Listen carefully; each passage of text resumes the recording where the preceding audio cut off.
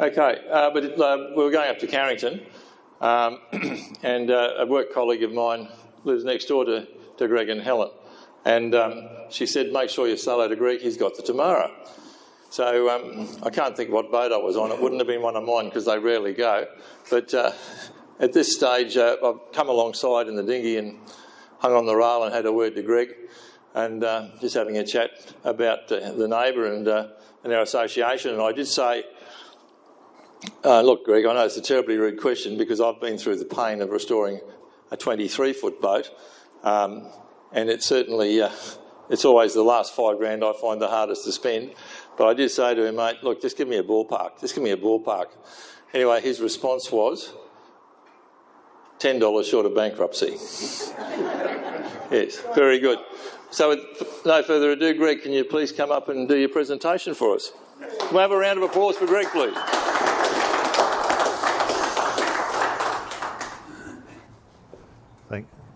Thanks, John.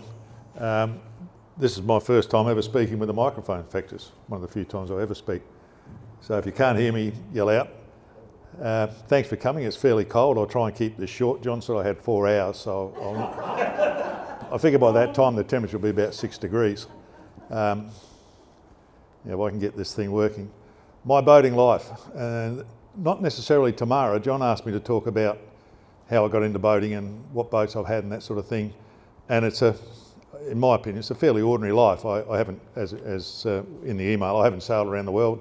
I don't think I've done anything that adventurous, but hopefully you're not too bored in this cold weather and we'll give it a crack. I was born in Adelaide. My father was in the Navy during the war, and he, as much as he didn't speak much about the war, like most people, he spoke very fondly of being on a boat, and I sensed that he really enjoyed his time in the Navy. However, we were fairly poor, and my parents managed to scrape together enough money to buy, back in those days, and I'm sure you had them in Brisbane, a 7-day-a-week sort of deli general store, and they used to have them in the suburbs, had a house behind, yard. It was like having a house, but it had a shop at the front of it. And they bought this really run-down one.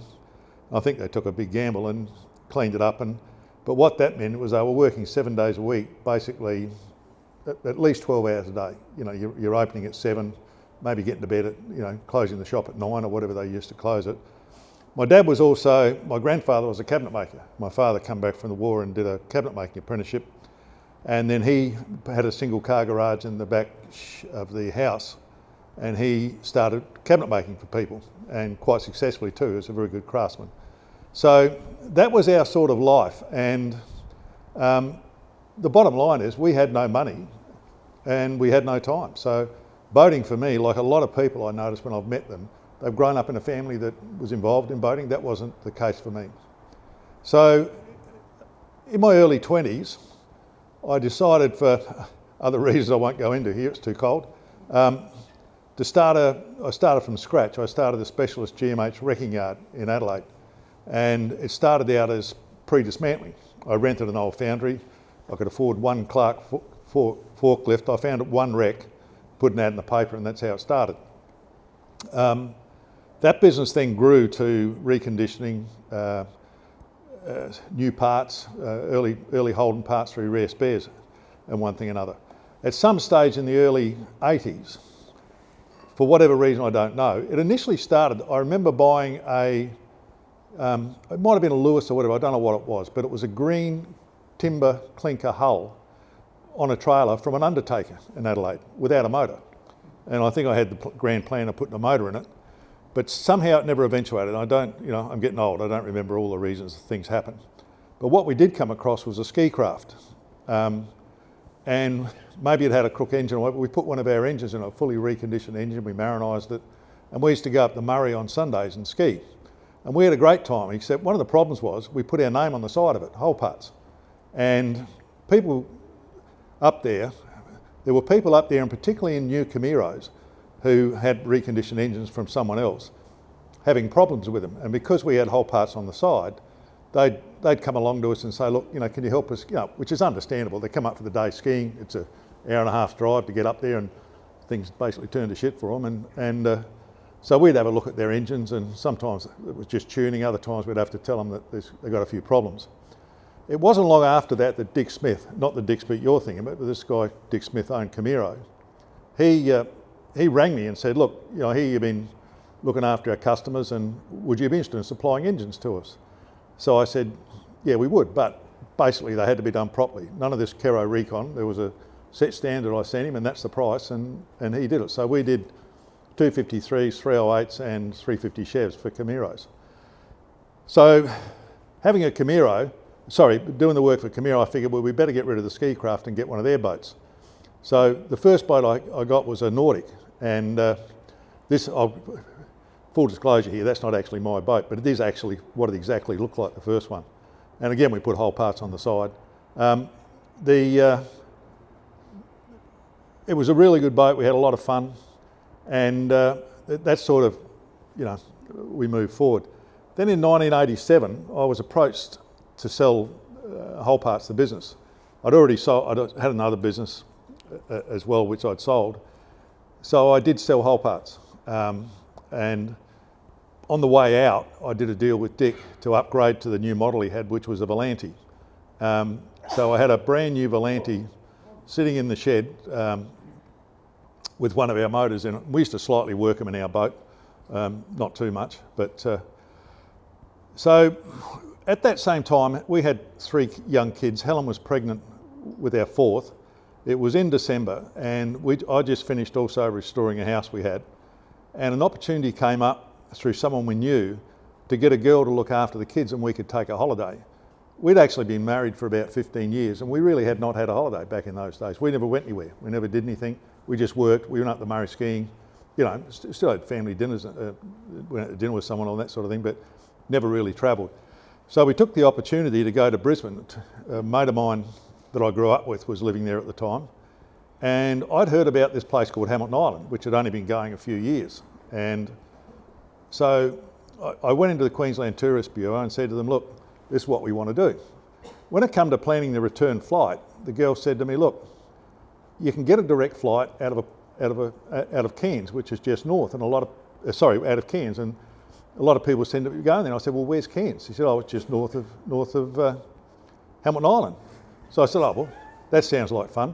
And we organised, in Cairns, we organised an apartment in the Aquarius, which was right on the Esplanade. I'd never had much to do with the beach. You know, as I said, we worked and all that sort of thing. Our water was up in the River Murray. And I was actually quite excited about that, like to be able to stay on an Esplanade, beach opposite, go for a swim. Had never really done anything like that. When it come time to go to Cairns from Hamilton Island, the flight was delayed significantly to the point where we didn't get in there quite late.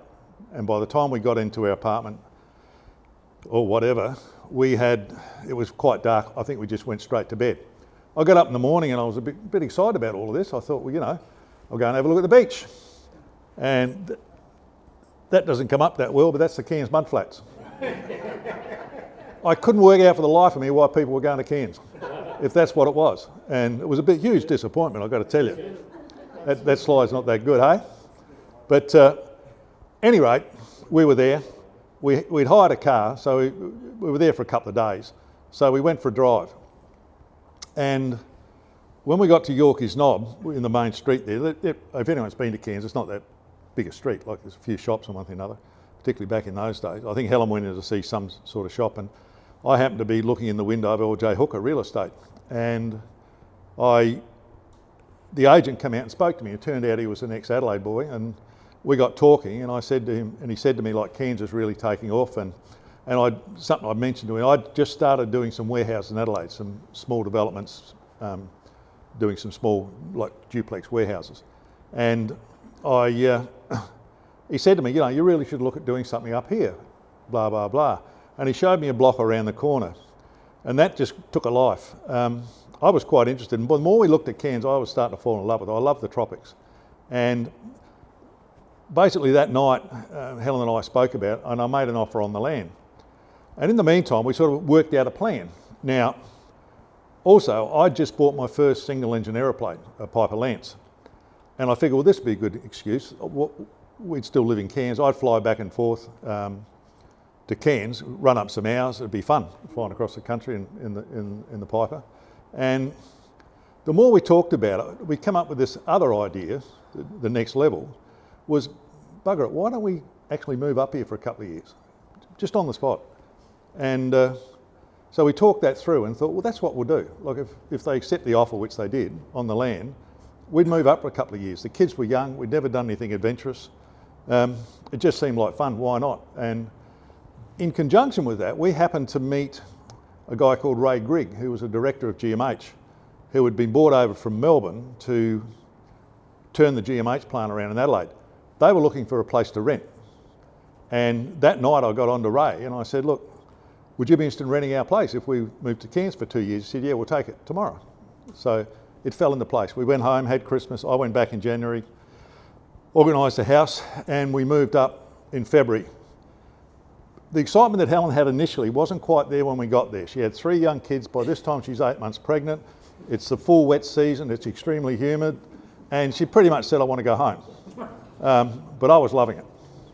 Now, what has this got to do with my boating life? This was a turning point for us. If for whatever reason we hadn't gone to Cairns and hadn't made that, I don't know, spur of the moment decision, I would have either stayed in Adelaide or would have gone back to Adelaide or whatever. And I'm convinced my boating life would have basically been a ski boat on the Murray and probably a shack. But that's not what happened. And it was from there I started to get more involved with boats. About 6 months later, or later that year, we decided we really liked Hamilton Island and Whitsundays, so we go back down there and hire a boat. And we hired a similar boat to this back in those days. I think they used to call them a Resort 35. I didn't know much about these sort of boats, and Helen and I and 3 kids and a baby, and Helen's mother-in-law came down as well. Even though it was all tight and crammed, we had a ball, like just going around the Whitsundays and one thing or another. So then we decided, well, we'd buy a boat up in Cairns, something we could go out, maybe to Fitzroy over the weekend or up to out to Green Island, but we'd have a bit of a boating experience up there. So I found a boat in Townsville called Anamari, a 46-foot Changwa, and I really liked the boat. Having that timber background, it had varnished gunnels and varnished frames around the windows and everything. So bottom line is I bought the boat.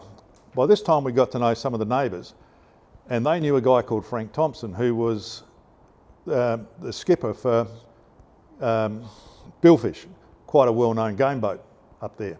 So we flew down and we picked up the boat and we brought it back and overnighted at Dunk Island. And that was a great experience because I learned a lot from Frank about boats. Like he's a really nice guy and he took a lot of trouble to show me whatever I could learn. And in fact, when we got back the next day, he come back down to the marina and taught me how to dock a boat without me having to learn the hard way by taking chunks out of the fiberglass.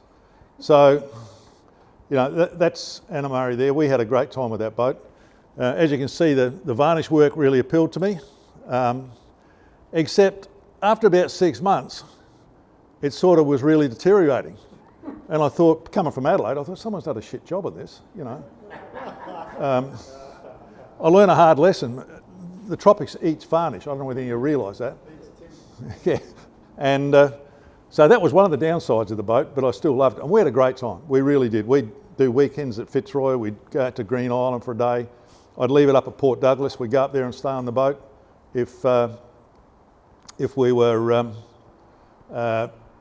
if the weather was bad, we'd stay out on the weekend. Otherwise, we'd go to Low Isles for the weekend. And we just had a great time. And another thing we did was in the September holidays, we'd go down to Dunk Island with the kids. I bought a little 16-foot Haynes Hunter runabout, and we towed that down initially. Then I upgraded it to an 1800 Esso, and that's where I taught the kids to ski off Dunk Island, and particularly in the lagoon there when the tide was up, we used to go skiing. By the way, that back there, that's Anamari in the background there. I don't know whether you can see it, just there. But we just had the best time. The kids become like island boys. They were going over and cast netting, and they could basically, as they got older, they got more capable. Now, the next part I'm going to tell you, you're probably going to think I'm a wanker, which I am. But by this time, I'd sold the Lance, the single-engine aeroplane, and I'd upgraded to a twin-engine aeroplane. That's a Piper at Aerostar, and I don't know whether any of you have ever seen Tom Cruise in that movie about drug running. They're the fastest piston engine plane in the world, 210 knots. They land on touchdown at about 100 mile an hour. And at the same time, I'd got my IFR rating, which means I could fly in all conditions, the same as a commercial pilot. So we'd put the boat down to Hamilton Island a couple of times, and apart from going down there if it was the school holidays, some weekends, this is the wanker bit, we'd pick the kids up from school, we'd take them to the airport, I'd hop in the plane, I'd fly down and land at Hamilton Island after dark, we'd spend a couple of days on the boat and fly back on the Sunday night. So yeah, I'm a wanker, but there you go. Yeah, that's the plane there. That's me figuring out how to fly it. The good thing about aeroplanes is you get a manual, so if you, and usually the trips are fairly long, so you can read up on how to land before you get there. Another thing we did which was really good was, because we got to know Frank, every year in the beginning of October, 6 of us would go out on Anamari and we'd basically hire, hey? Only boys. Yeah, only boys.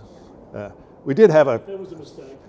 No, well, to amuse ourselves, we did have a fictitious girl on the boat called Jenny, but she never actually really existed. But you'd have a few drinks and Jenny would appear in your mind. And we basically raft up with Frank in 3 days. Yeah, oh, not you. It wasn't you, was it? 3 days, a couple of the guys could handle my boat. They'd had boats before. Go bottom fishing off my boat. In 3 days we'd go game fishing. And then we'd raft up at night together, and we had some good parties there. And particularly when you go north into the Ribbons, the game fleet, if any of you have been involved in game fishing, you know, there's motherships and all that sort of thing, and you can have some great parties up there, but that's a subject for another hour, which we won't go into. And there's Frank on the boat. And that's my father just out of shot on the right-hand side. And another thing up there, I then got into diving and had a great time diving around the reefs and exploring the opportunities there. That's my father on the boat. One of the great things I'm really pleased about that we did get into boating, because that gave him an opportunity to come up and stay with us. By this time my mother had passed away and he used to come up and spend a bit of time. And he was one of the guys that, of those 6 that always came up and went fishing. And the other guy was Ray Grigg, that was from GMH. It was around, we started to become friends. We're still lifelong friends now. But to be able to give I could see up there, my dad just loved it. He absolutely loved being up there, being on a boat. And I just think that was, you know, very special. Now, the problem with this boat was it had a fairly small cockpit. There was 6 of us and sometimes somebody else. So the boat was a bit small. So I then decided we needed the bigger boat. And I looked around, I come up with a boat called Tamara, and it was down in Brisbane on the Brisbane River. And it looked really good. Bigger back cockpit, it had a head in the cockpit. So I flew down to have a look at it. And it was a Roberts Wave Runner design, 46 foot extended to 52. There's a couple others around, you might have heard of them, Slipstream, and I can't think of the name of the other one. They were 46 footers. And I really liked this boat. Like this, I was quite excited about it. I thought, well, you know, this would be ideal for what we want. And I saw it at the back of the owner's house with the broker on the Brisbane River. I flew back to Cairns to talk to Helen. By the time I rang the broker, he said, no, it's sold. The Marine Parks Authority had bought it and they sent it down to Norman Wright's to do a complete refit to be used as a patrol boat out of Gladstone and Yeppoon. So I was really disappointed. Like that was, you know, I just thought that was an ideal boat. I kept looking for something else, but I just couldn't come up with something that ticked all those boxes. In the meantime, I happened to come across a block of land in a subdivision that had been done some years before up on Lake Tinaroo. There was 2 acres right on the waterfront. Long story short, we bought it. And I actually bought it off Norm Proven. If any of you are into rugby league, which I'm not, he's apparently a great player, and he's the State of Origin trophy. He's the tall guy. He'd bought a couple of blocks there as investment and sold this one on. And we proceeded to build I designed and built a house up there. And fortunately, we were between projects. So we put a container up there with a lean-to on it, and my guys would go up during the week and build, and we got it done in a fairly quick time. And on the weekends while it was being built, we'd come up from Cairns with the ski boat and we'd camp and go skiing. And if you notice too, this keeps coming back to timber. When we fit, all of the top of this was timber. There was Caulfield concrete underneath and garaging, but it had windows all around. Everything was timber. And you know, I just, obviously from my background and that, I guess timber's the thing. And you know, we had a ball. Kids skied there. The tinny there with the red claw pots in it. Place is full of red claw, and we used to barbecue them. And people used to come up and stay with us and say, oh, we're having red claw, we're having red claw. It was a really good thing. That's the view from the air. That's the house there. We had a little pontoon you used to move up and down with the water level of the lake, public boat ramp there. It's beautiful country up there, and we had a great time. The kids did a lot of water skiing, and they were fortunate enough to hook up. A guy who worked with me for a little while as a carpenter. He ended up being 3 times world water skiing champion and twice world wakeboarding champion, Wayne Moore. He was an absolute freak on skis. And because he'd come up and stay with us, and the kids sort of grew up with him and more than me, skiing and one thing or another, they become very good skiers. And there was a ski jump in the Barron, so they go over there and jump. There was a slalom course up there. They did a lot of wakeboarding, they did somersaults, they skied on fence palings, they barefooted backwards and forwards and all sorts of things. And they basically go from morning till dusk. I was glad when the first one got his licence because I didn't have to drive anymore every time we went up there. I think our first ski boat, they said they've never seen a ski boat in such a short time run up so many hours. It was just the kids skiing. However, by this time I'd now sold the Aerostar, the twin. I wasn't using it as much, and it's an aeroplane that's really high performance, and you've got to be using it quite a bit. But to keep your IFR rating, you've got to do all these checks and that. So I decided to sell it. But I was missing flying, and I was and about this time too, we decided to sell Anamari. We just weren't using it. Like, I was keeping it up at Port Douglas. Like, you know, if you don't use a boat, I'd go up there to run the engines and the water pump wouldn't work, or the toilets would, you know, be seized up and that. So in the end I sold it. Now, the interesting thing was, this is the first coincidence with boats and property. Remember, I'm in property. As it turned out, and I soon found out, Anamari was originally bought brand new by a guy called Joe Corbachia in Townsville. He did the subdivision we bought the land off, and it was named after his daughter, Anamari. So remember that, that's the first coincidence with boats. Anyway, so I decided I'd get myself a flying boat. So that's a Lake Buccaneer. And if any of you have been to Whitsundays, the guy that started the Whitsundays, Kevin Bowe, he started with these Lake Buccaneers before he went to Mallards, and he had the biggest fleet of Lake Buccaneers in the world at the time. And if ever you've been down there, and I don't know whether it's still there was an old Lake Buccaneer stuck on a pole out the gates of the Whitsundays, the Whitsundays airstrip, if anyone's ever been there. And I had a great time with that plane. It was amphibious, you could park it up next to the house. There's me in it, and like next to the house there as well. You could taxi it down to into the water, take off. Now, if I can get this bit working, I think. Now again, let's remember I am a wanker.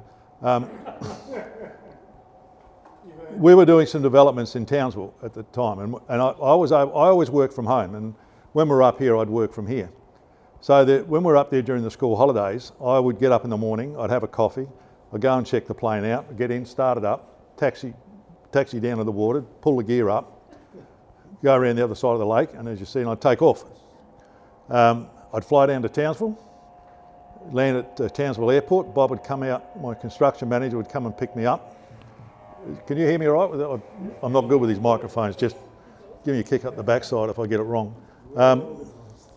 And then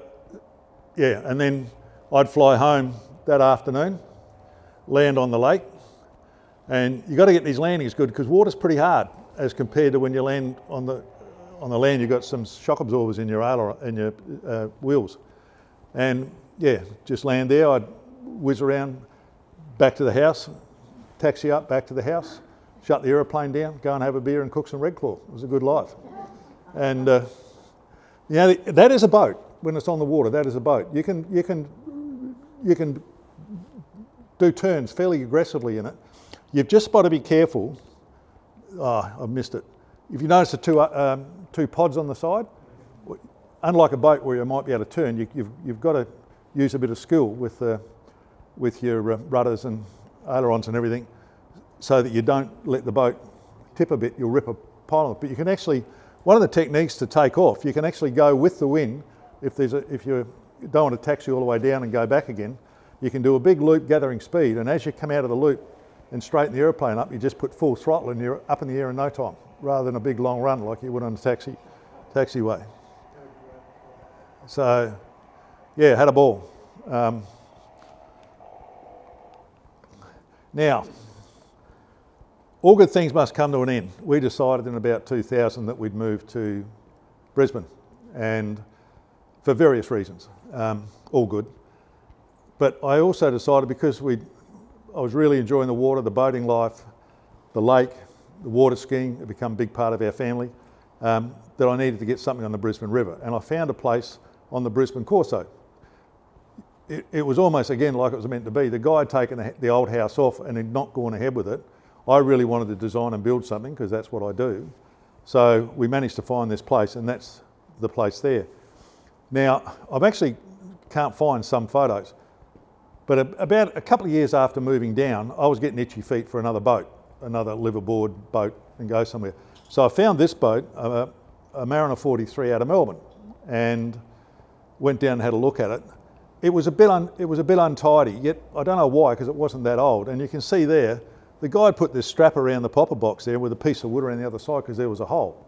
And it was just untidy in the engine room and everything, but the boat was sound, so I bought it up the coast and put it at the back of the house and did basically a bit of a refit. I did the engine room myself, stripped it out, painted up the engines and cleaned it all up, because there was bits of corrosion and rust everywhere, and one thing and another. Again, retrimmed it. I don't know, it's an addiction to spend money on boats, I reckon. I've got to seek help. But again, we really liked this boat, and I was really happy, right? Really happy. Now, second coincidence with boats, I found out after that the site we were working on, the big site I had in Townsville, the guy called Joe Gorbachia, who used to own Wow Sight and Sound, I don't know if you remember them, which have now closed down. He was the original owner of this boat. So this is my second boat, and the guy who bought the site next door to me in Townsville is the guy that originally bought this boat. So that was the second coincidence with boats. But you know, she was a great boat, and I was very happy with it, no problem. Again, a bit of varnish work there, but I had, after I did that, I took it down to RQ, and I think David Klin, I got him to change that to white varnish. I'd sort of had enough of I'd had enough of the brown varnish by then, you can see there.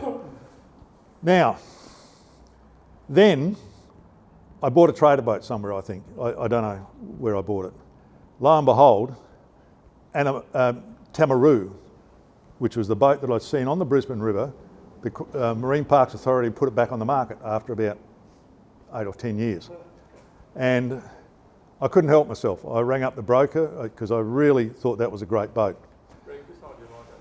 Oh, sorry. Yeah, I rang the broker, which was my first mistake, and then I couldn't help myself. I thought, well, I've got to go and have a look at this boat again. But I was hoping it'd be like an old girlfriend, you know, that over the years you'd build it up in your mind and you thought she was drop dead gorgeous, and then when you saw her again, she got a bit older and tighter, and you thought, well, maybe not as good as I thought. So I went up on the basis that at least I had to get it out of my mind, and I'll get over it. Unfortunately, that's not what happened. They picked me up from one of the guys from the Marine Parks picked me up from Rocky Airport, drove out to Roslyn Bay. I walked down the gangplank, and the minute I walked down and put my eyes on it, I said, I've got to own this boat. So within a week I'd owned it. And remember, at that stage it was a working boat. It had done a fair bit of work. It had been up around the Swains. Yeah, it was a working boat. They used it all the time. And that's what the interior looked like when I got it. But as I said, it had a bigger back deck. It had a head in the back there, which was great for the kids. So here I did again, I brought it back to Brisbane, I put it back in the pontoon, and then I found a guy called Robert, a little guy who was a bit of a loner, but he was a shipwright, and a bloody good shipwright actually. And I managed to get him to work on the boat full time at the back of the house. And he then, I remember he rented a room around the corner so he didn't have to go far, so he put in a lot of hours. So we basically restored the boat there, except for the paintwork, which I had done again back with David Glenn at RQ. And if you remember, I said we were cabinet makers. By that time, the family business in Adelaide had grown quite a bit. Unfortunately, my brother was killed in a rally car crash. It was actually Albie Turner and son, was Stephen, not me. I did work as a cabinet maker for a while, but then I went into the wrecking business. So I was able to get all the cabinetry bought up from Adelaide, and we basically stripped the boat and refit it and rebuilt it with new trim and everything like that. So it was like a new boat. again, a great boat. Good news was it had a dive compressor on it, so I still was able to continue to drive. And that was the first time I had a desalinator, which I found bloody handy. And as you can see, the back deck. Now, third coincidence with boats. Remember I said I'd gone down to the Brisbane River to have a look at this boat originally when we were living in Cairns years before. One day it dawned on me, I thought, I didn't know Brisbane that well. We hadn't come from Brisbane. I thought, I reckon this is not far from where I'd seen Tamara originally. So I managed to find an old photograph, which I can't find at the moment, and I'd taken some photographs of the boat when I first went down there, with the old camera. And there was a big gum tree in the back, and you could see a part of the place down the road. And as it turns out, that was our house. So I ended up buying this boat 2 doors down from where I saw it 10 years before. Yeah, so there you go. Then I decided I found out about these fishing boats. The Relax guys, do all the Relax stuff. They built 2 of these boats, and this was their demo boat, and they didn't go on with it. But it was called a Capricorn 1770. And so I bought that to and put a big a reinforced tow hook in the bow, so we could tow it behind Anamari, and you could, basically tow it out and do a bit of fishing. It had a little Yanmar diesel in it, the bow thruster. It was quite a serviceable and good fishing boat. And I'll go back a bit. So I was pretty happy. I had a good life. Life was good. About that time, our daughter was working in Sydney, and we went down to Sydney to see her. I remember we had breakfast somewhere with Lisa and one of her girlfriends and Helen. The girls wanted to go shopping, which I normally would love to go with them, but this time I decided against it. We weren't far from the Spit. I didn't know Sydney that well, and said to them, look, drop me at the Spit. I'll have a look at some boats, and I'll catch a taxi back to where we're staying. I walked down the Spit, and there was a boat, and the broker was there. It was sort of open. I was looking at it. He said, "Oh, are you interested? You want to have a look inside?" And I said, "Oh, yeah, I wouldn't mind."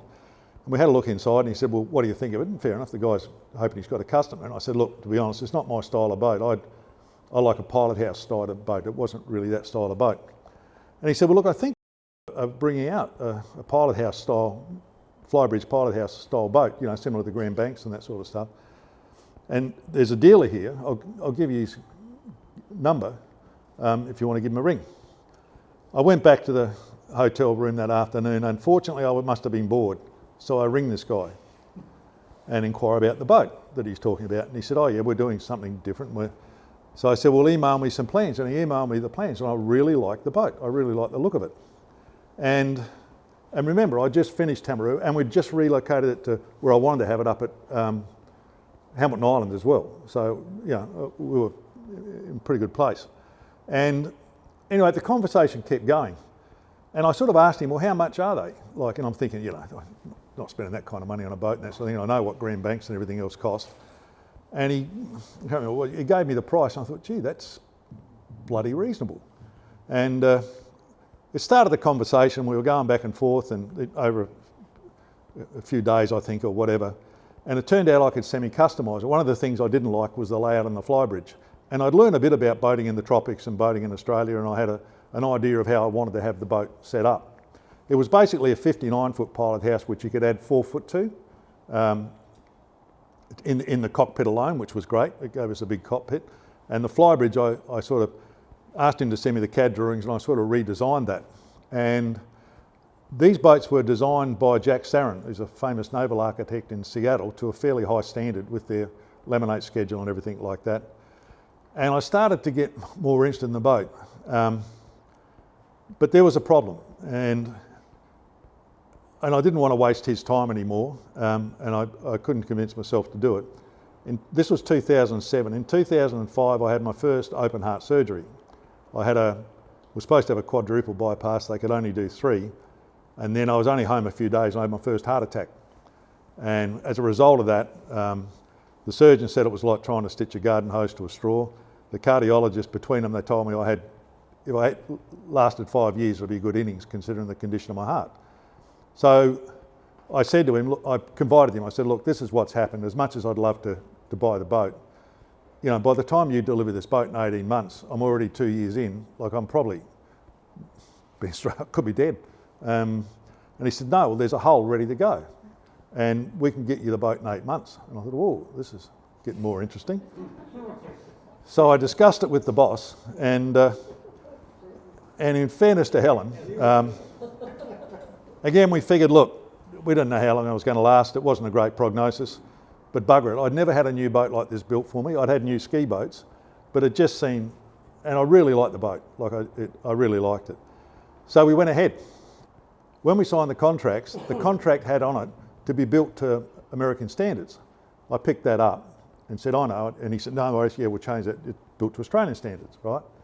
So we go ahead, pay a deposit, and then I made 3 trips to Taiwan. That's the hull there in the factory, after it was, well, they call it flopped or whatever. And yeah, it was all pretty exciting times. And it was quite fascinating to go to Taiwan and see the progress of the boat built. He also told me that he supervises the build of the boat himself. And that's the wiring of the boat. Remember that, because that'll come up a little while later. And there were some photographs of the progress of the build. As I say, it's quite fascinating. The way they work over there is interesting. Taiwan's the second most populated place in the world. By the way, the food is sensational over there. It's a little known secret. And we went to some great places. But they're so used to being close, they work real close together. Like if you work like that in Australia, you'd have blues. You know, guys would be putting chisels in each other's backs. And like in the cockpit of the boat, I counted one time 12 people working in there. 12 people in that cockpit all working away, and working away happily, no arguments. Really interesting. Anyway, during the build, I started to pick up things that I wasn't happy about. I questioned the size of the stabilisers. Because on Tamara, the boat I had before, I put Wesmars on it with a certain, and this is a much bigger boat. In fact, the boat's 70 foot overall by the time you take the duck board in to count, etc. And I questioned things like that, and they gave me this sheet they said was from Wesmar, and that was the right specifications. Well, who am I to argue? Now, we get the boat, and I started to sense this guy, you know, he was, yeah, I didn't like what was going on. He wasn't being straight up and down. We went down and I helped him get the boat off the ship. We took it down to Rivergate. He was supposed to stay there with his brother for a week and you know, commission the boat and all that sort of thing. Within a day, he said, oh no, I never said a week. I can only spare a day and I've got to come back in a couple of weeks. And he disappeared, and as much as the boat itself was very sound, the cabinetry inside is quite okay. But there were just even little things for a brand new boat. The teak decks on the back had chips in them, in the teak and all that sort of stuff. They were minor things, but there was just little things. Anyway, I had trouble getting him back to finish it. Things started to deteriorate from there and go downhill to the point where I wouldn't believe anything he said. So I refused to communicate with him unless everything was in writing. What happened is, for one reason or another, I found out the boat had been wired electrically for America. That wiring was to 110 volts, illegal in Australia. So I had an Australian built boat that cost me a lot of money, wired to America. And that wasn't the other part of it. The stabilisers, the sheet they give me, they lied about. It wasn't the sheet from Wesmar when I checked. The stabilisers were too small. There were just so many things wrong. Bottom line, there's another story there, but it's too cold, I won't go into it. But it cost me $250,000 on top of that to get the boat rewired. I had to replace the air conditioning, stabilisers, all sorts of things. And what he did, I think he started to realise when I was going and looking at the boat, the interesting thing was, it turned out he was struggling to sell these boats. And when I sort of redesigned it, he sold about 3 or 4 into Australia and 1 into New Zealand. And I think he picked up that maybe I'm not an idiot or whatever, but partway through the build, we found out since, the company he used to sell me the boat, he set up for liquidation, and he signed the other boats up in a different company.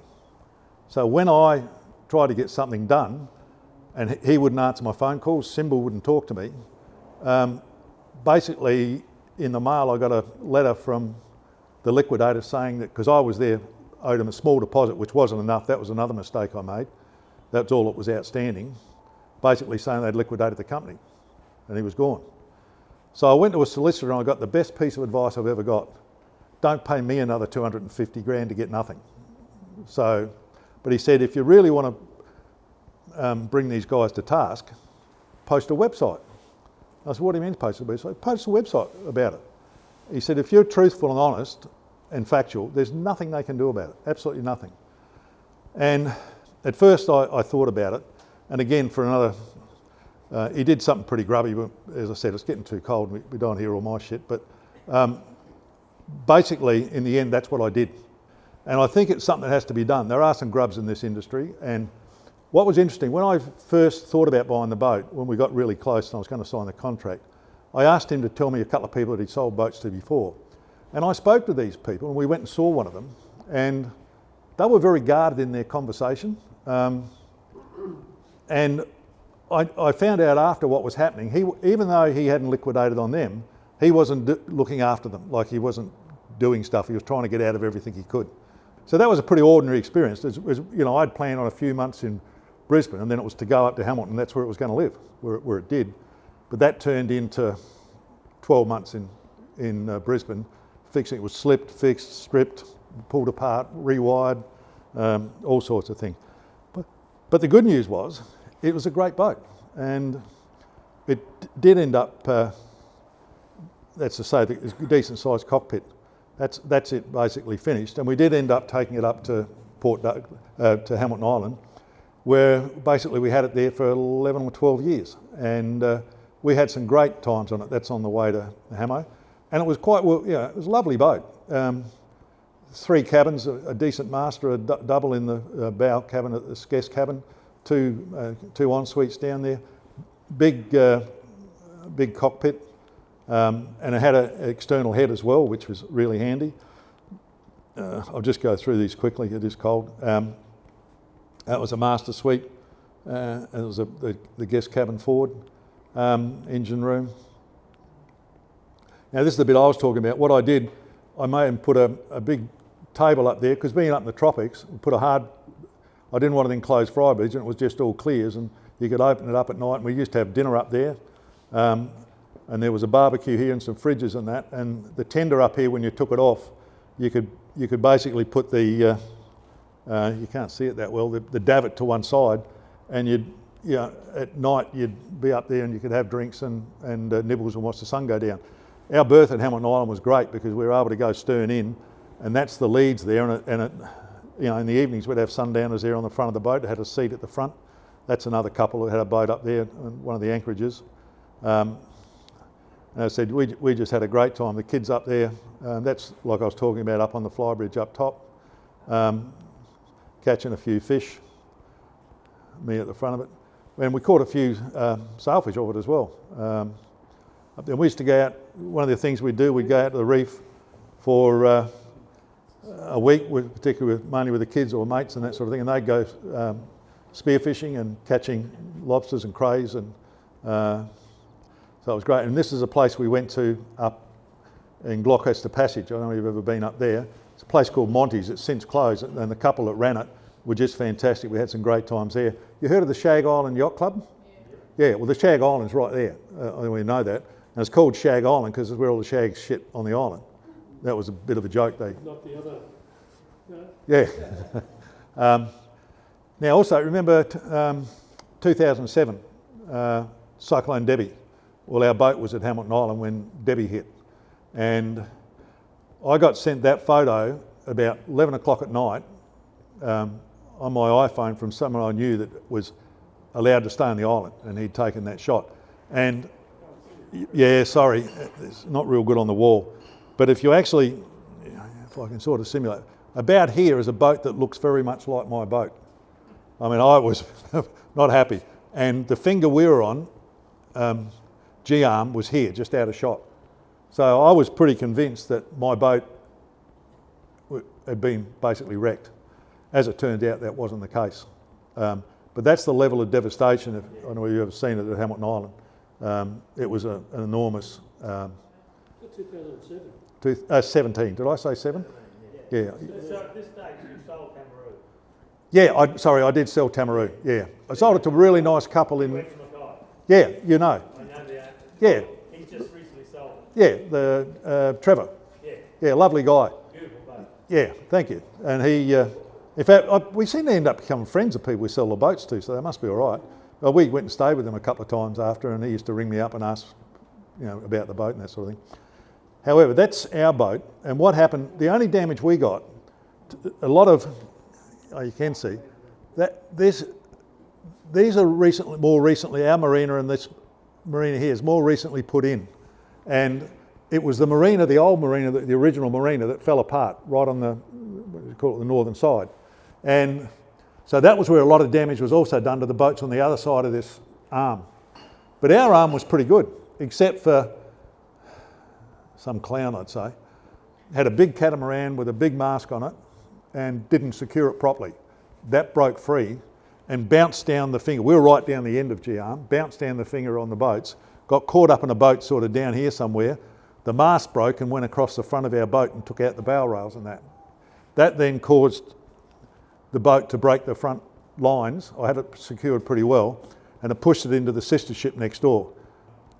So in a sense, that's all the damage we got, which we were pretty lucky. It was hard getting work done, but we cut the bow rails off, and we actually used the boat with the bow rails cut off for quite a while until they could fit us in and fix the boat. There's more damage. Okay, I'm getting ahead of myself here. Now, again, but go back to 2010. My middle boy, who really likes game fishing and one another, decides to talk me into buying a game boat. So I find this Caribbean 35 up in Darwin that was set up basically for game fishing. It had everything. It was really good. Except, again, I tend to buy these boats that are untidy and think, well, I can get out of it for $10. And I actually do. I get out of it for less than that, Helen. Yeah. So I bought that and had it trucked back to Brisbane. So now I'm a fleet owner again. Again, as I said, not real bright. And that's at the back of our house, our original house down at 419 on the Corso. Again, it needed work, so I did all that there. I had the hull needed a bit of repainting, the black. But we had a great time on that boat, game fishing, particularly out of the Gold Coast and one thing and another. And that's it, that ends up at our new place that I built while we had the boat. There we are out game fishing. Heavy and light tackle. It had a teaser reel up the top, and I'd skip at the boat. I'm not a great fisherman, to be honest. I've done it, but I'm not an expert on the fishing. And it's out. My son Andrew decided to talk us into doing a couple of tournaments. So we did actually 5 tournaments in Brisbane, and I'm not really a tournament fisherman. We won 3 of them out of 5. There's this, I don't know whether it's a myth, but I'm starting to believe it's true. And I used to, with all the the great game skippers I mixed with on those trips and that up north, they talk about some boats are fish raisers, and I think this boat was a fish raiser, like we called it game day. And in fact, 2 of the tournaments we won were the Gold Coast Heavy and the Gold Coast Light tournament in the same year. We won both the tournaments back to back. But part of that was because the lads that Andrew knew that we fished with, they were brought up with game fishing, and one of them, his father used to be president of the Game Fishing Association, so they were really good fishermen. They knew their stuff. So there we are. That's one of the tournaments there with the crew, with all the trophies. Now, being a fleet owner with 2 boats just didn't seem like enough. So again, we go back to the cabinet making, to the timber and everything. I was hankering for a timber boat. I'd never really had one except for that hull I never used years ago in Adelaide, the first thing I bought. And I thought, well, I'll be sensible. We live on the river. How hard can it be? I'll get myself a putt-putt. That's all I wanted, was a putt-putt. So I started looking around for a putt-putt, thinking, well, that'll be the go. It won't be that expensive. I can have a bit of fun, putt-putt around the house, up and down the river. And in the process of looking, I kept seeing this boat advertised either in the magazine or online, and it was an older timber boat. It's about 40 odd foot long. It had a couple of masts, and I really liked the look of it. But it started off, I think they were looking for over about 250 grand or something for it. And you know, one, that was way out of the question. I probably wouldn't have got approval anyway. And it was just too big. It's not what I wanted. And anyway, I noticed over time the price, and I was having trouble getting what I wanted in a putt. You know, they're not all that easy to find. And a lot of people had them really overpriced, you know, and they never sold them. But anyhow, I'm still looking, amusing myself. And this price of this boat keeps coming down. And it got to the point where it was just over 100 grand. I noticed that one night just as I was about to go to bed. And I thought, oh, geez, I really like the look of that boat. So, stupidly, I texted the broker and said, would they take under 100 grand for it? I thought, well, I won't hear from him until tomorrow if I do. I got a text straight back. He said, well, what are you thinking? And I said, well, would they take 80? And he said, I'll let you know tomorrow. So he rang me up the next day and said, yeah, they will take 80. These couple of guys they'd actually traded on another boat. They really wanted to get rid of it. It was causing some friction between them, etc., etc. So I said to Helen, how would you like to go down to Sydney for the weekend? And we'll stay at a hotel, maybe do a show, you know, spontaneous. Let's have a bit of fun. So we went down to Sydney. And it just so happened, while we were down there, I said, there's a boat down at Woolloomooloo I wouldn't mind having a look at. Why don't we go down and have a look? So we go down to Woolloomooloo, where the boat is. I'm walking down the marina, I see the boat and I'm thinking, shit, I've got to own this boat. It got me again. So we had a look at the boat, and that was Tamara down at Woolloomooloo. And that was the state I bought her in. The great thing was, the beach decks were leaking, as it turned out, and I didn't think there was too much to do. I didn't like the windows in it. Yeah, mate. Yeah. As I said, I hadn't owned a wooden boat before, and I thought, well, you know, this will be a bit of fun, and you know, I'll tidy it up, I'll take it around the back of the house, and how hard can it be? And so anyway, yeah, I just loved it, and I made an offer, and anyway, we ended up buying it. And we were able to leave it there for 6 months, which was great, because I got to go around the harbour. We'd fly down. We actually didn't stay on the boat. We stayed at the Blue. It used to be the Blue then, next door. I don't think we stayed on it down at Woolloomooloo, did we? No. But we'd come to go down and we'd do some cruising around the harbour. And one of the great things was it was down there over New Year's Eve. And the Woolloomooloo's just out from there, and we just had a great experience. Just quickly, a funny thing, there's a guy that used to look after the boat for the other people, and I had him do a couple of things for me. And I had said to him, look, we want to do the New Year's Eve thing. How many days before do I got to go out and get an anchorage? You know, because I know all these boats. He said, no, you don't do that. He said, leave the boat here. I said, what do you mean? He said, there's an area straight out from the marina that you're not allowed to anchor, and it's for the charter boats. You know, they come out and show people. You know, the charter boats come out, the big boats, have a look at the fireworks and go back. They don't drop anchor, and that's set aside for them.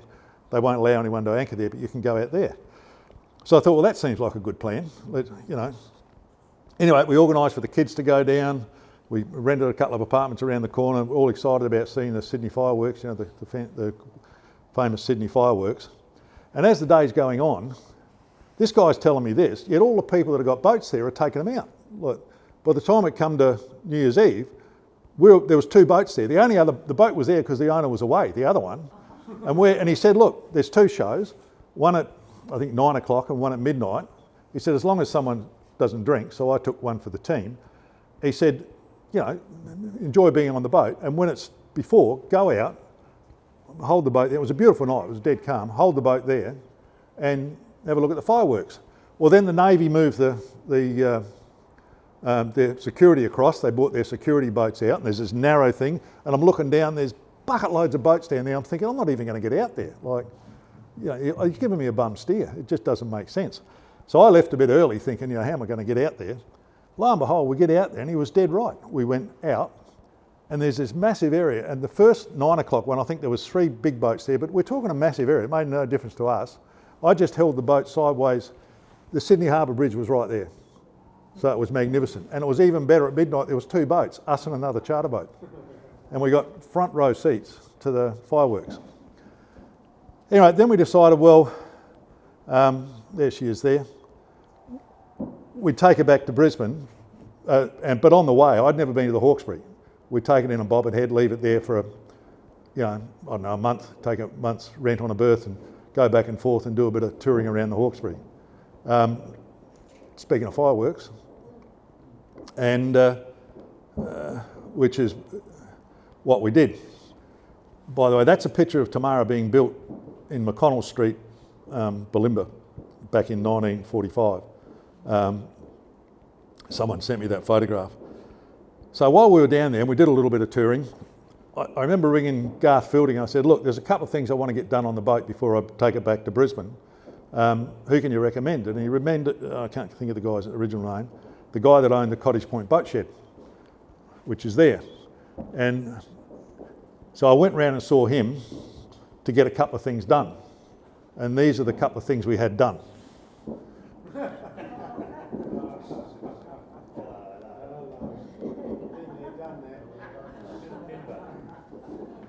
I did have it surveyed in Sydney, and the guy said, I don't think there's much rot in it. And it just goes on. And they kept sending me emails saying we found this, and being me, I thought, well, I'd rather do it properly, so we just kept going. And fortunately, they're pretty cheap down there.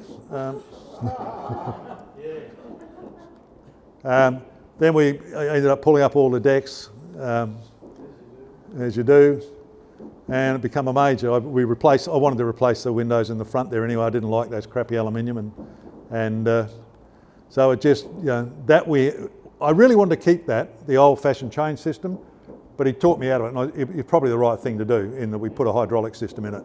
But it just seemed like I wanted to keep the character of the boat, but we pulled that out and put, and it just kept going.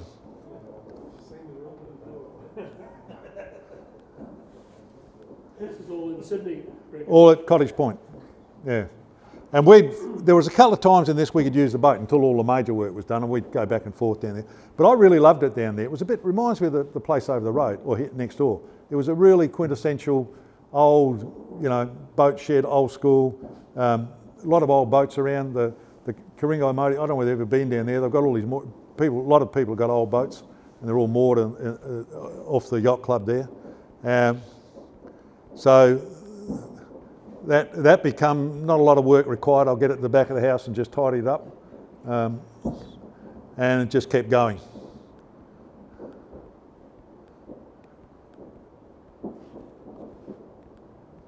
Internally, completely rewired, stripped out.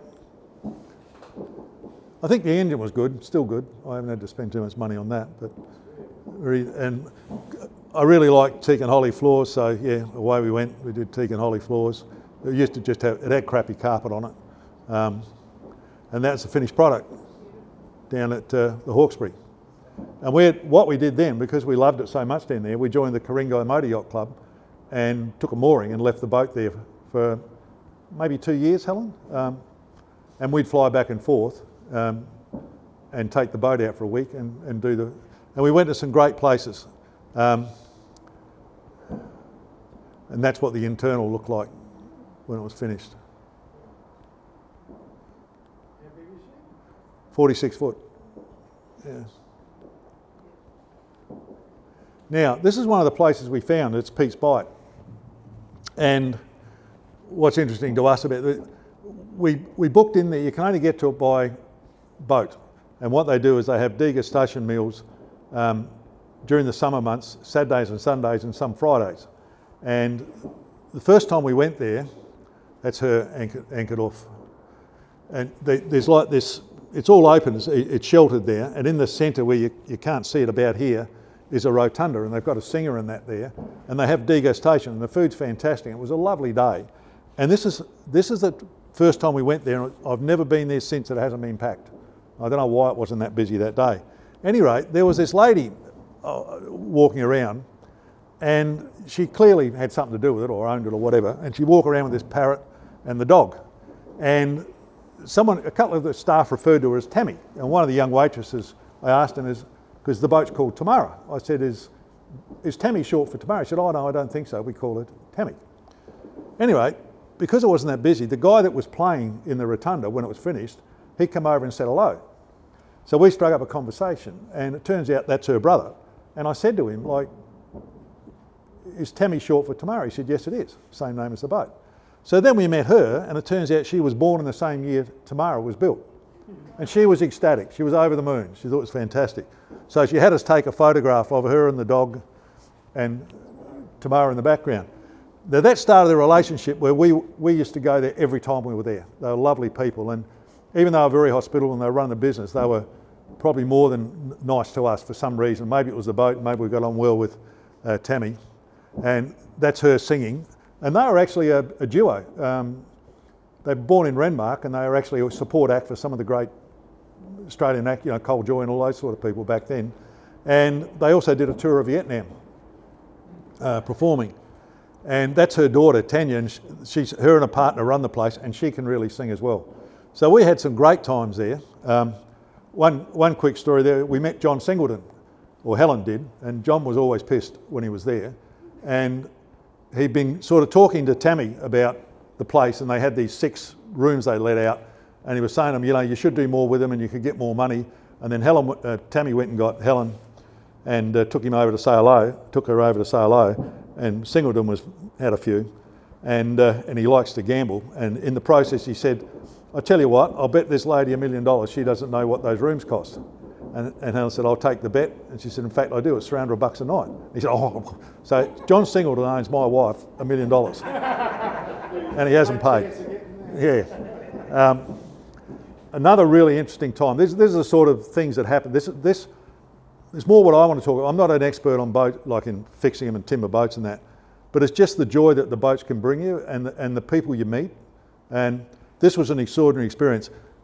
When we joined the club, what you do, we'd fly down, we'd hire a small car, we'd go down, I'd get the boat off the mooring, and you'd book the pontoon there to clean the boat up, and you could stay overnight and provision it. Helen would take the car back up to Terry Hills, get provisions and one thing and another. And this particular time I was cleaning the boat, and I could see this old guy up at the kiosk there having lunch with a woman who was not the young bird, but she was a bit younger than him, and he was reasonably old. And I could sense that he was really interested in the boat, and he just kept looking at it and looking at it and looking at it. So time went by and I'm cleaning the boat. And the next thing, he comes around in the dinghy and says hello. And I said, oh, yeah, here you go. I said, blah, blah, blah. And I could sense he really liked the boat. And I said, look, would you like to come aboard and have a look? He said, no, look, can we come back in an hour or so? But I'd love to have a look. I said, yeah, sure. So by the time they came back, I'd finished cleaning the boat. I'd had a shower. Helen had got back, provisioned the boat. I had some jazz playing. I love jazz and blues. And he come back with a bottle of wine, come on the boat, and he said, look, before I have a look around, why don't we just sit down and get to know each other on the back deck here and have a glass of wine? I said, yeah, great. So this is the guy there, Obst Hermermeyer. And what I noticed too when he came was that shirt was full of boats, right, timber boats. So we started having a wine and a chat, and I said to him, you like timber boats? He said, yeah, I do. I said, do you have a timber boat? He said, yeah, as a matter of fact, I've got 11. And I said, oh, what sort of boat? And he said, well, one of the boats I've got is 100 foot. It's the oldest surviving steamboat left in the world. And I said, where do you keep that? And he said, Venice. And yeah, I said, well, where are your other boats? He said, oh, they're in various places around the world. He said, in fact, here I've got and a lot of you guys might know more about this than me, he's got the sister ship to the first yacht that won the Sydney Hobart yacht race, which is not a very big yacht as it turns out. And he said, that's the boat we have here. Oh yeah. And Helen was talking to his partner, he's a bachelor, they were never married, and I heard something about cars. And I said to him, I said, oh, do you collect cars?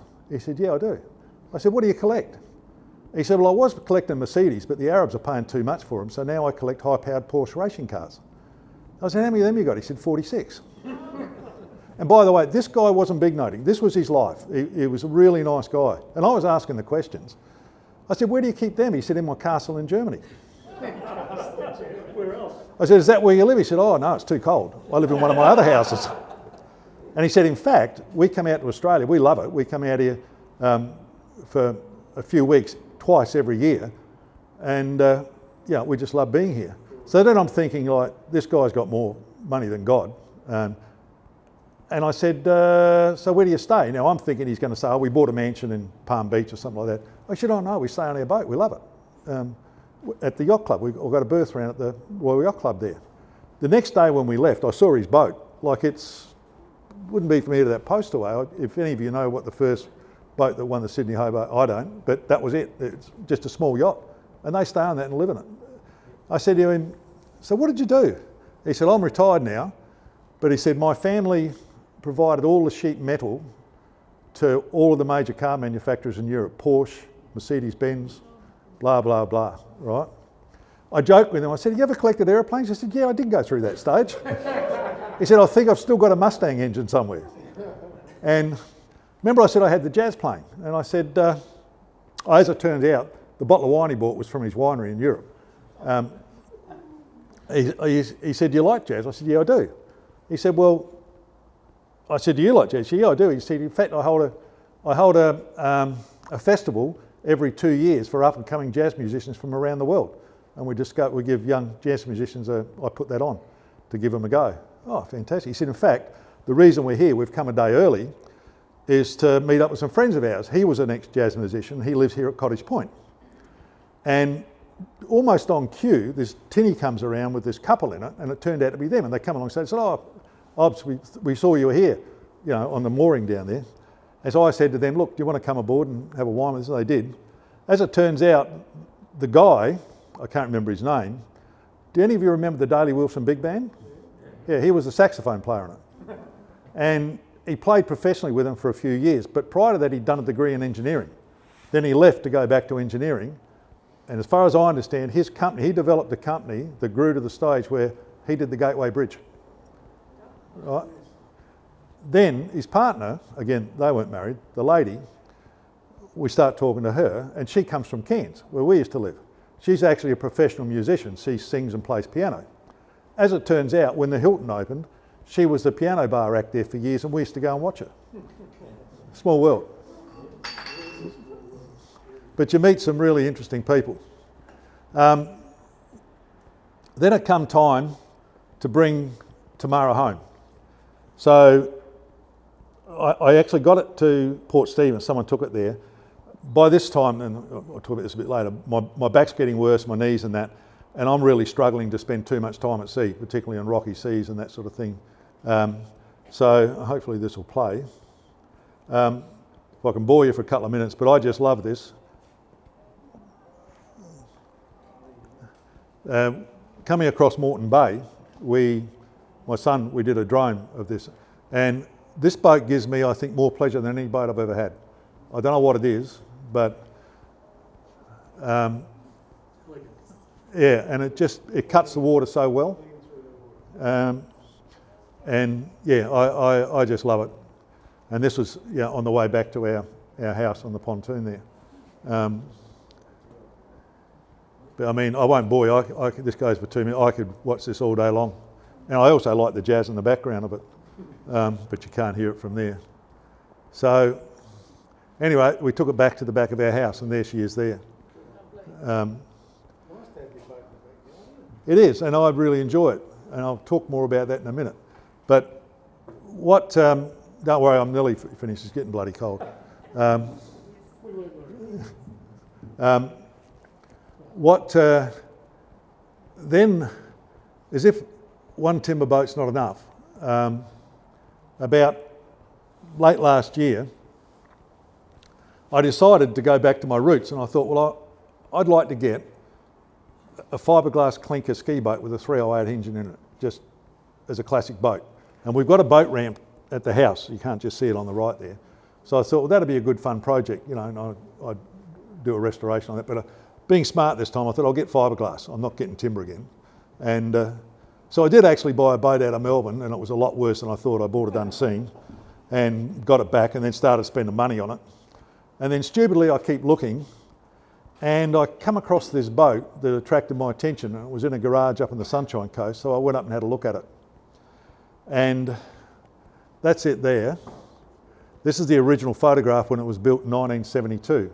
It was built down in Nowra by Frank Lewis, who was a famous, some of you might know the name, the Lewis brothers and Frank Lewis.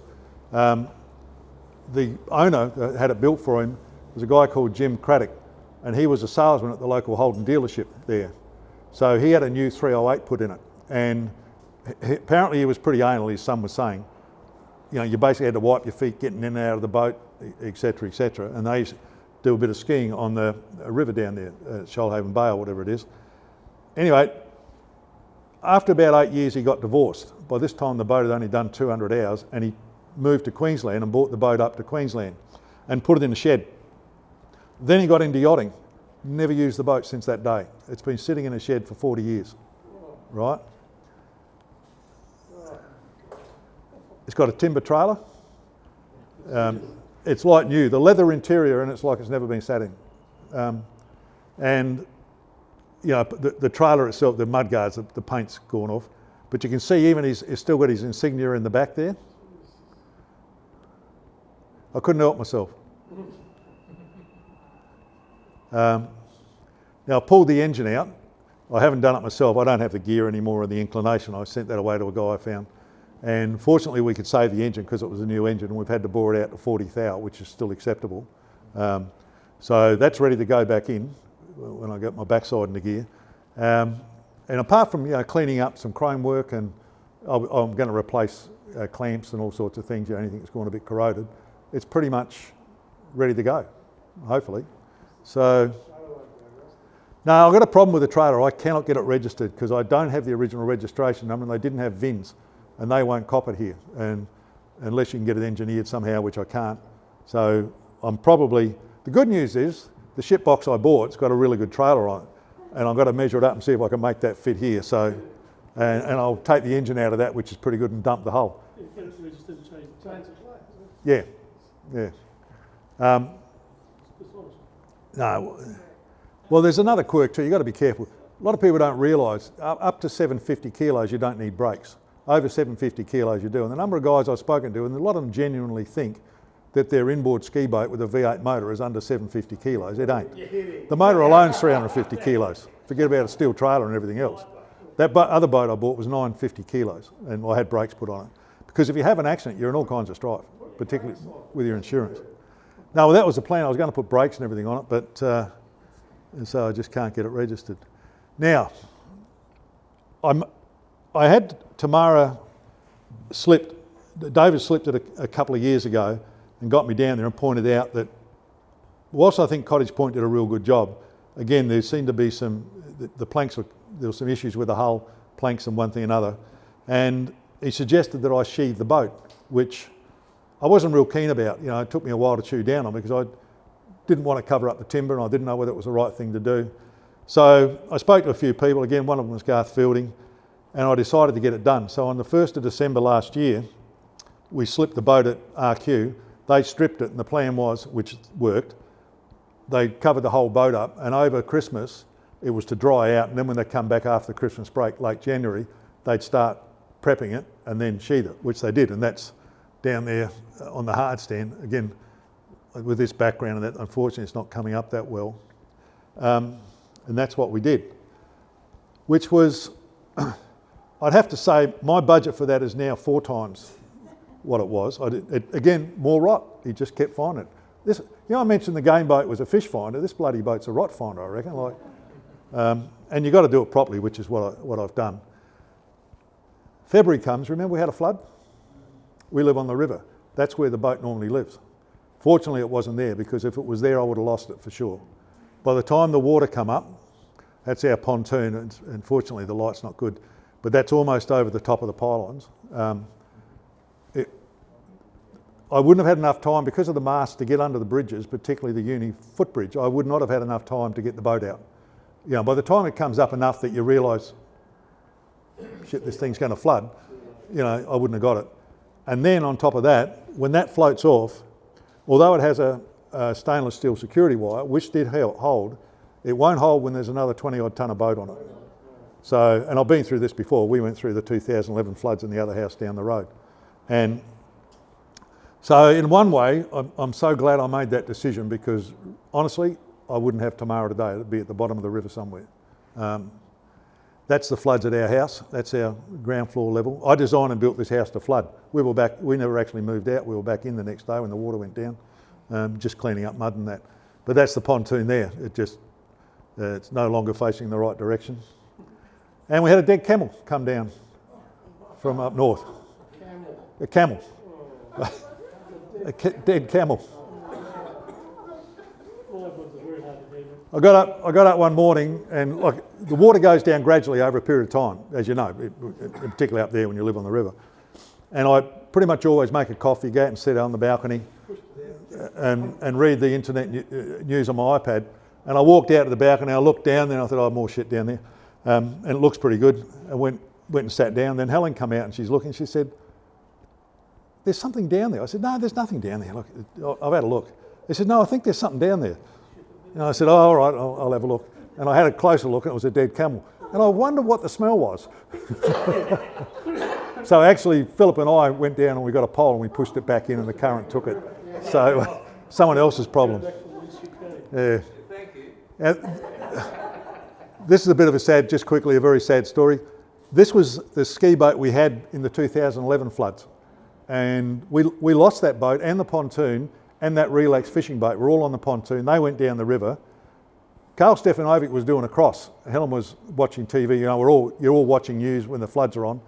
And he said, oh, there goes another one. And he pointed to our boat on the pontoon with this on it. However, it got recovered. That boat and the pontoon was still together with the air dock that it was on.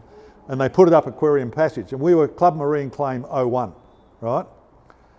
And the other thing was, I was trying to sell the relax boat at the time. It was insured for about 90 grand. And I was having trouble selling it. So I was sort of half thinking that it'd be nice if that thing went.